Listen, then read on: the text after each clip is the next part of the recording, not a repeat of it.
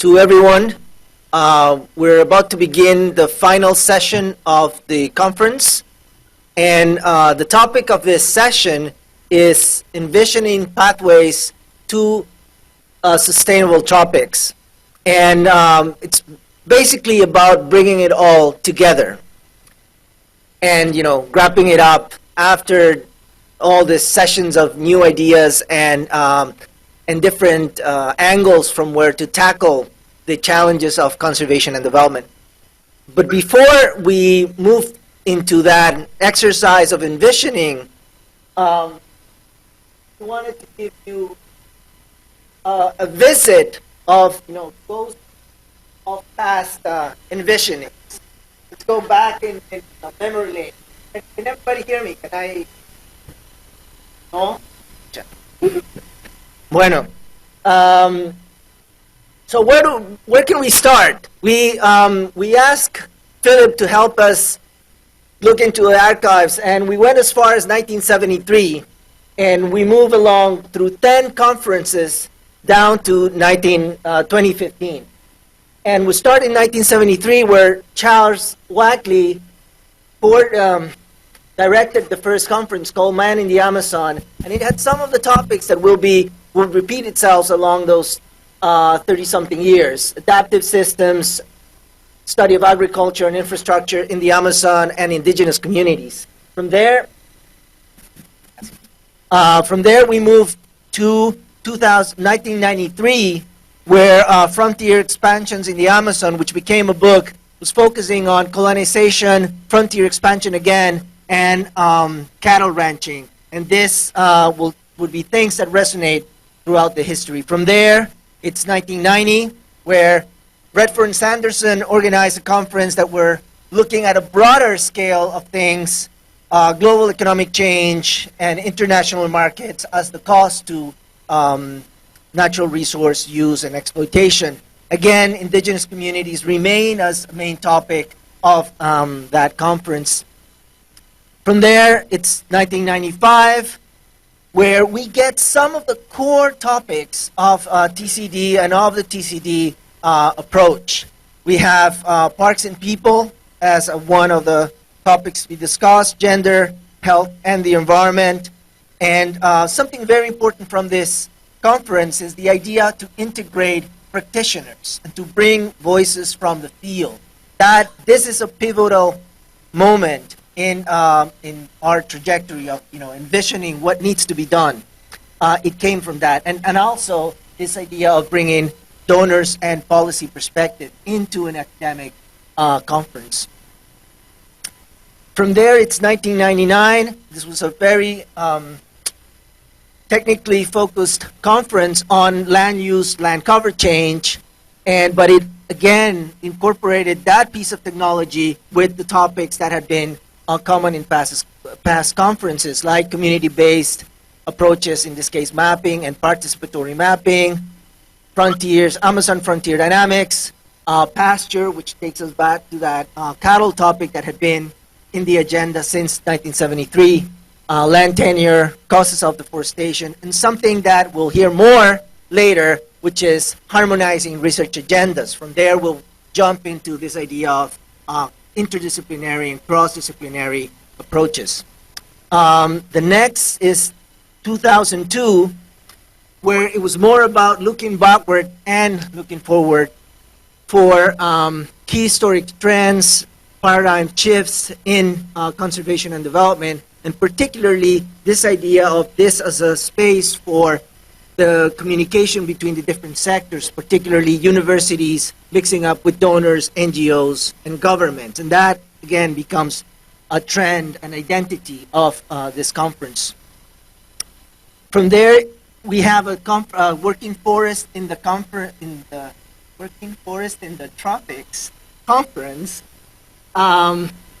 that took place in 2005, from which we sort of didn't have the information, but we have the information from the following conference, also on working forest in the tropics, that brings up this idea of multi-stakeholder processes and exchanges to facilitate knowledge. And this is not just knowledge from academia or from different disciplines, but from the ground, from indigenous knowledge. It's all those different types of knowledges, and that strikes out from that conference. And we end 5 years ago with the Bridging Africa and Latin America conference that looked at globalization and the impact in the environment, indigenous social movements, which it's still a very significant topic, particularly for right-based approaches, that you can contrast that right-based approach perspective with market-based approaches, which is something that we've heard in this conference as well. And again, we have this idea of multi-scale or cross-sector approaches to that envisioning. And with this sweep through our history, I give that back to Elena.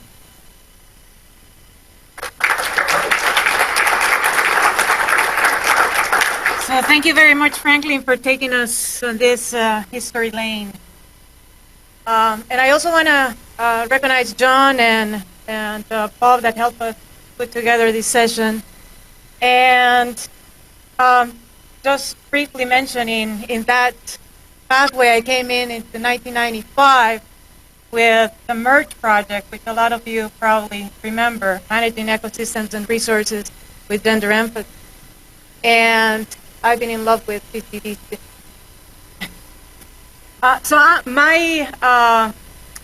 I'm here to bring you to the present, to this conference, and see how we're going to start envisioning. But I'm also here because John asked me to facilitate Franklin, for those of you who know Franklin. So that was my first task. So what are we doing here? We have an hour and a half first session, and then we have a break. We have another hour after that. So we don't have too much time, but we want to include everybody in this envisioning of the future. So we're going to start first with a panel presentation. We have our distinguished alumni here, and I'm going to ask again Avecita, Claudio, Noemi, Connie, Santiago, and Luis to please come and sit here with us at the panel. And during these 2 days of the conference, they have been taking notes, getting the highlights, and also hearing the discussions that these topics have brought a lot of attention. So the objective of the panel is going to be to lead us into a conversation around envisioning pathways to our future. And for that, we have 30 minutes. So it's not a lot of time. We're going to give you around 5 minutes for each of you to give us these views. And then we're going to divide into 3 groups that are going to be a mini plenary discussion. And in these 3 groups, they're going to be moderated by a pair of our panel. And the question that we want you to tackle is, in the changing landscape of conservation and development, what could the TCD community do differently? And where we're talking about the TCD community, we're talking about the TCD program, TCD students, TCD alumni, and in general, tropic conservation and development community. But we would like to get some very concrete recommendations. We don't want big generality. And for that exercise, we have 50 minutes. We're going to have 3 groups. One group, Ave and Claudio, will stay here in this room. Group 2 is going to move to the classroom when we have the movie. Group 3 is going to move to the Warrington room, which is next to the, across the,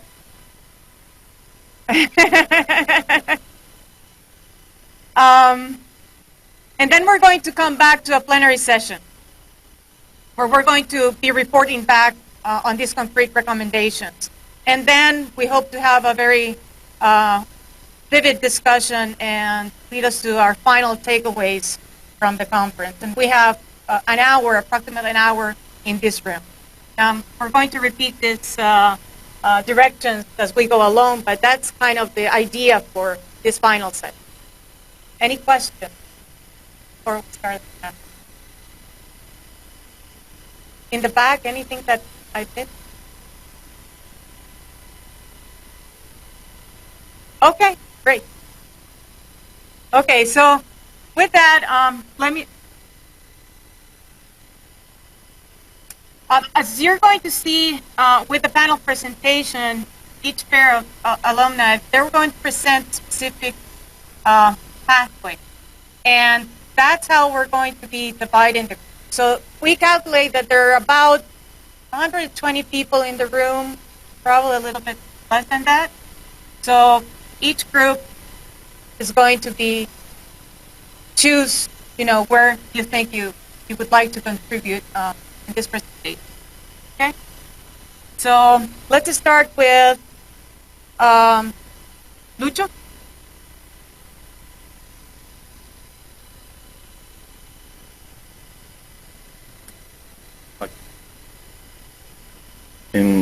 Good afternoon. In our case, we decided to think a little bit about what is sustainability. And you remember this figure probably from the late 70s, early 80s, and especially during the Rio conference, and this idea of linking the economics, the social and environmental, and you see sustainable only in the center, and I think that's part of the problem. And the idea is to put an emphasis from our perspective that in reality we are talking more about these three elements of sustainability: the natural heritage, some people call capital. At least in many countries in South America, and especially in Ecuador, we talk a lot about patrimony or heritage, because it's not only about the actual capital, but it's also about the intergenerational justice and the possibilities of leaving a cultural and a natural heritage for the next generations. And also the idea that we are talking about us as stewards only of something that is not only our patrimony, but is the patrimony of the people that will come later on. And that's the centerpiece. Without natural heritage, without natural ecosystems, without healthy ecosystems and biodiversity, there will not be the other two elements. We can dream about sustainable production and sustainable consumption, which are essential, especially the emphasis on consumption, because we as individuals, we as citizens have enormous power in the consumption, but also the idea of sustainable production, responsibility, best practices, and also regulations. And you have also the governance, the good governance issues with all the institutions, the policies, the regulations, the capacities, the transparency, the accountability, the democracy. But without natural capital, and especially without natural heritage, there will not be development. So that's our main suggestions in terms of going through a sustainable Amazon. We need to maintain this natural wealth. We need to maintain that patrimony in order to really achieve sustainable tropics. That is a key message. Thank you very much.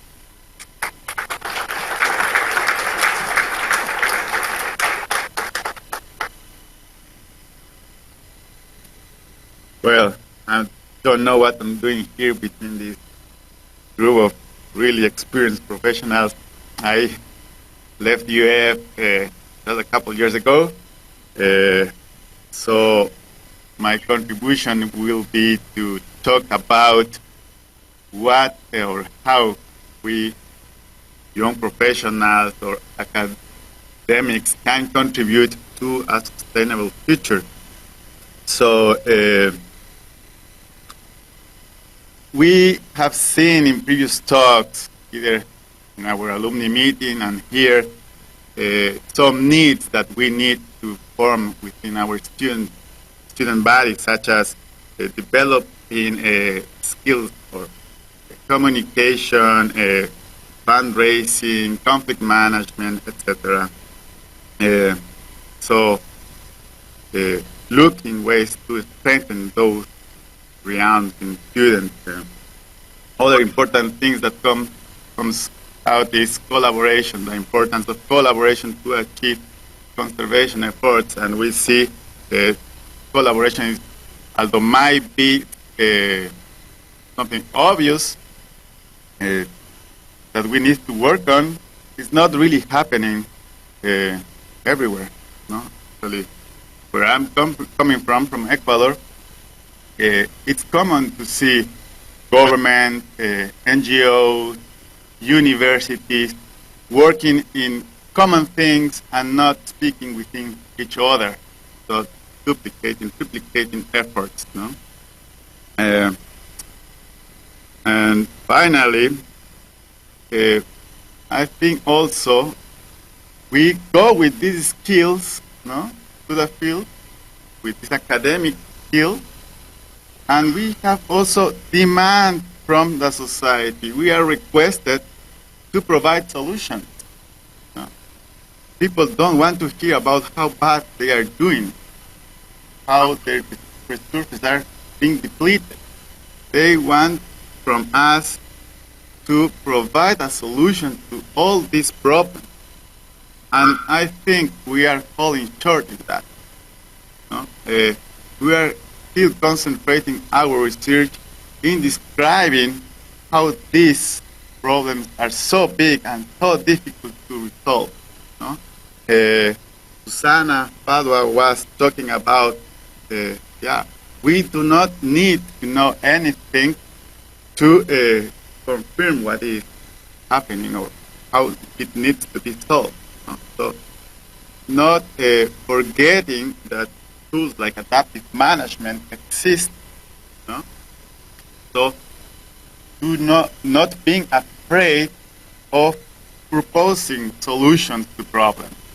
We may fail, right? We may be criticized several times, but I think that's much better than keeping silent, because not wanting to leave our comfort zone of not having enough data, not having enough science to solve this problem. Right? So that will be maybe my main message to this pathway, no? Not being afraid of providing solutions from the little we know, right? And addressing our science, our effort to problem-oriented research, not problem-solving oriented.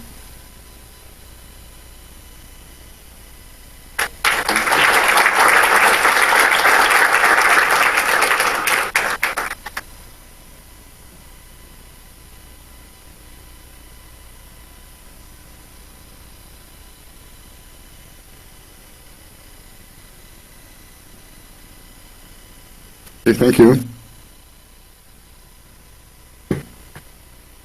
One of the good things of getting older is that you get also experienced. Yeah. And you are able to witness history. So I do remember 1972 and the conference in Stockholm. At the time I wasn't working in the environmental sector, but I do remember. And then, of course, in 92 I was there in Rio. And for the following United Nations conference, I was in all of them. And in 72 was clearly separation between the business sector and the rest of us. And this kept going and moving, approaching the rest of us with the business sector. Moving in the direction of what was called sustainable development and now is called sustainability. But and I was, in 72, I was a businessman. So what I say today is that I left business to do conservation, and I'm getting back in business to do conservation. And I'm getting business to do conservation because I'm seeing this time in history a major opportunity. The business sector is getting interested in really changing into sustainability. And that's what I'm seeing, and I'm not seeing why should we not engage on that. Of course, understanding that that's not all.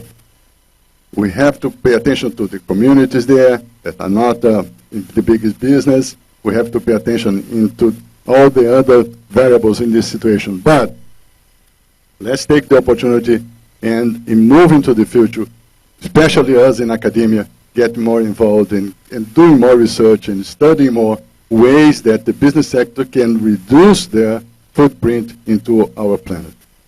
And also, if we can do that, turning externalities, negative externalities into good business and reducing natural resources, even better.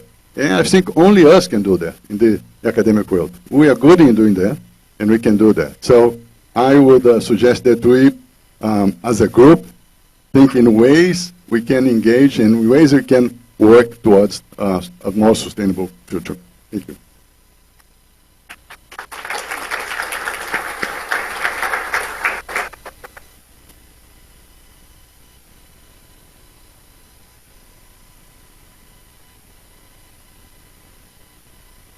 Well, thank you. I have, in this day and a half, I have been very inspired by the different presentations that I have heard.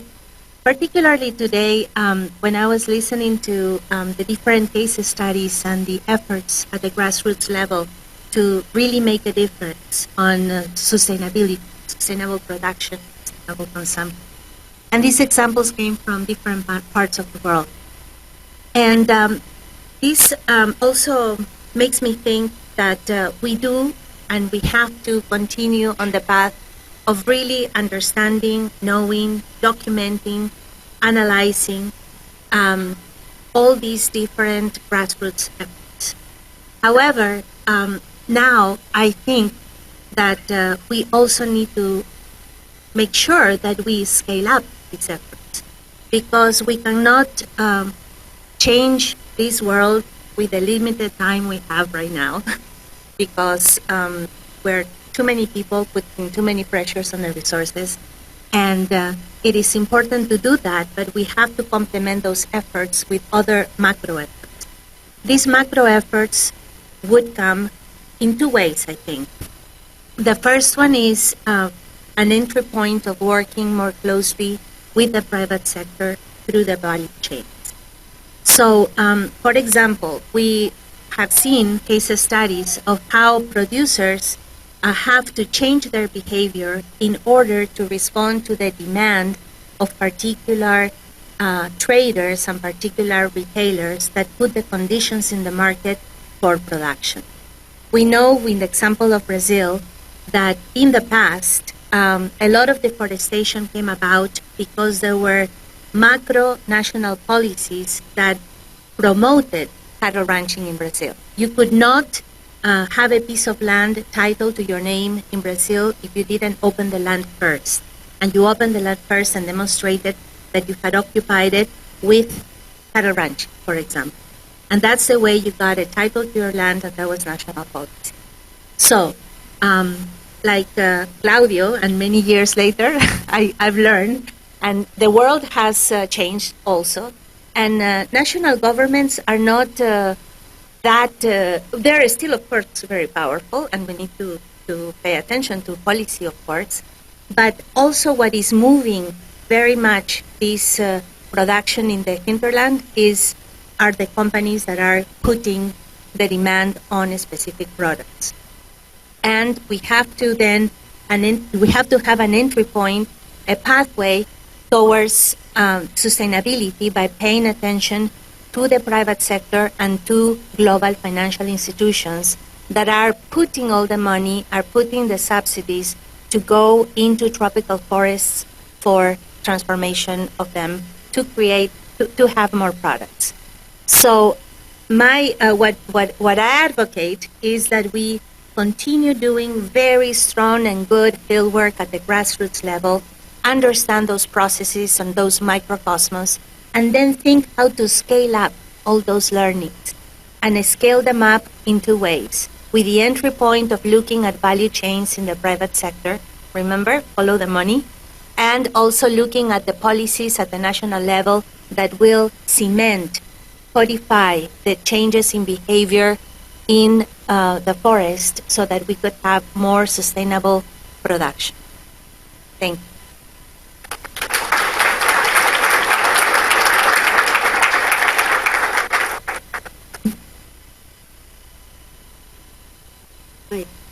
So we are the last group, the third. Connie and I will talk about the good governance. So I will recall some of the insights we learned since yesterday to discuss our vision of sustainable tropics through the past wall of governance. Since we heard about diversity of strategies, tools, points of views, and approach, and the presentations made clear the polysemic nature of terms like value, nature, and development. Some of the presenters talked about, Avecita talked about complementary approach, Ancla talked about plurality of approach, and in one way or another, well, Miguel also taught us we have to identify the authors, the context, the drivers, and their agendas. And Benson motivated us to go further and ask ourselves, who provoked what? Who caused the disturbance in the first place, including us gators? Citlali said that governance is all about actors and their social relations. So, sustainable governance is when you reach fair power relations among those actors. If not, in the long run, as Peter showed us, you may have good tenure distribution, for example, but if structural power relations are unfair, tenure is never consolidated.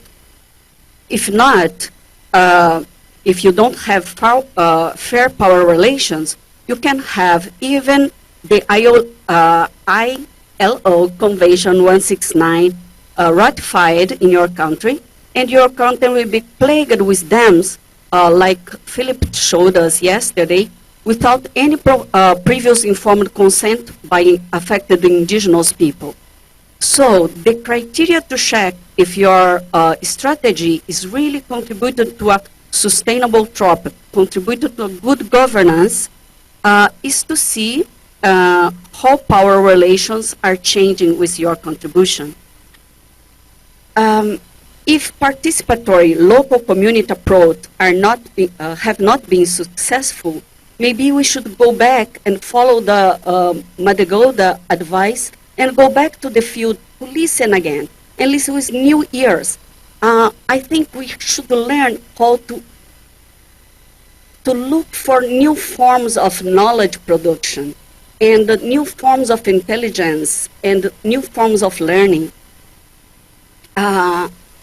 And also, I believe for good governance, it's good to reflect our measurements of success, how it's aligned with sustainable principles.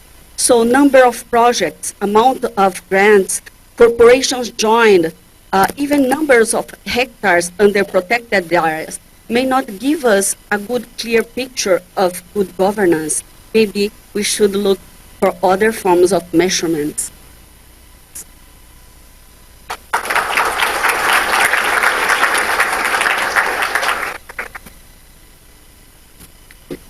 I don't know if it's good or bad that I'm last, but it is what it is. So I, along with Noemi, am focusing on what we consider to be a third pathway of